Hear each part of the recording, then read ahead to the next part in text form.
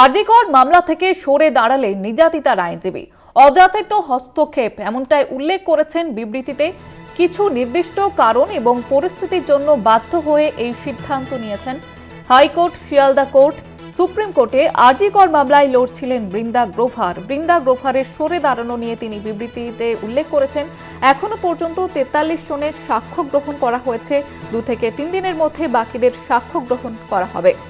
অভিযুক্তের জামিনের ধারাবাহিকভাবে বিরোধিতা করা হয়েছে। আইনজীবী হিসেবে বৃন্দা তার পেশাগত দায়িত্ব পালন করেছেন।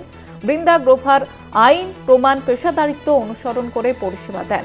দায়িত্ব ছাড়ার বিষয়ে নিম্ন আদালতকে অবহিত করা হয়েছে। প্রায় 3 মাস আরজিকর মামলার সঙ্গে যুক্ত ছিলেন বৃন্দা গ্রোভার। অবশেষে সরে দাঁড়ালেন তিনি এই মামলা থেকে। 2 থেকে 3 দিনের মধ্যে বাকিদের সাক্ষ্য গ্রহণ নেওয়া হবে, এমনটাও তিনি জানিয়েছেন। অভিযুক্তের জামিনের ধারাবাহিকভাবে বিরোধিতা করা হয়েছে। কিছু অযাচিত হস্তক্ষেপের কারণে এই সিদ্ধান্ত নিতে বাধ্য হয়েছেন তিনি। আরজিকর মামলা থেকে সরে দাঁড়ালে নির্যাতিতার আইনজীবী। অযাচিত হস্তক্ষেপ বৃন্দার বিবৃতিতে উল্লেখ, কিছু নির্দিষ্ট কারণ এবং পরিস্থিতির জন্য বাধ্য হয়ে সিদ্ধান্ত নিতে বাধ্য হয়েছেন। প্রায় 3 মাস ধরে এই মামলার সঙ্গে যুক্ত ছিলেন তিনি। অবশেষে সরে দাঁড়ালেন আরজিকর মামলা থেকে।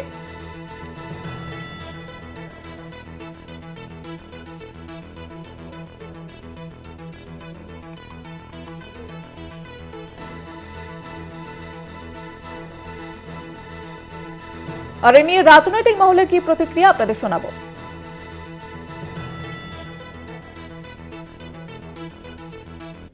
পেছনের লোক যারা নিজেদেরকে বলেন জুনিয়র ডাক্তার একটা গোষ্ঠী, সিনিয়র ডাক্তারদের গোষ্ঠী, কিছু রাজনৈতিক নেতা, সিপিএম এবং বিজেপি মিলিয়ে তারা সম্পূর্ণভাবে মামলাটা নিজেদের রাজনীতিকরণ করে নিজেদের আখের গোছানোর খেলায় নেমেছিলেন, এখনো করে যাচ্ছেন। তারই ফলাফল কি এইরকম আইনজীবী সরে যাওয়া? এটাই আমাদের জানার দরকার। উনি বলেছেন যে কিছু অযাচিত হস্তক্ষেপ হচ্ছে মামলাতে, তারা কে করছেন, কারা করছেন, এটা তো জানা দরকার। কারণ রাজ্যের মধ্যে এটা তৃণমূল কংগ্রেস বলুন, রাজ্যের মুখ্যমন্ত্রী বলুন, সরকার বলুন, তারা সর্বতোভাবে দোষীর সর্বোচ্চ শাস্তির জন্য তারা দাবি করেছিলেন।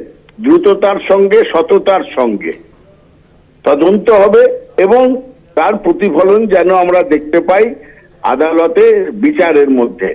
কিন্তু তা তো হচ্ছে না, দীর্ঘায়িত হচ্ছে। অন্যদিকে আরেকটি খুন ও ধর্ষণের মামলায় 60 দিনের মধ্যে রাজ্য শুধু তদন্ত শেষ করেনি, তদন্ত শেষ করে বিচার প্রক্রিয়া শেষ করে 62 দিনের মাথায় সাজা ঘোষণা হয়ে গেছে, ফাঁসির সাজা। এই দুটোর তুলনাতেই বোঝা যাচ্ছে যে ডাল মে কুছ কালা হ্যায়, ভেতরে অন্য রহস্য আছে। এবং নির্যাতিতার পরিবারের আইনজীবী যখন মামলা ছেড়ে দিচ্ছেন তখন ভেতরে অন্য একটা রহস্য, অন্য একটা ষড়যন্ত্রের ইঙ্গিত পাওয়া যাচ্ছে।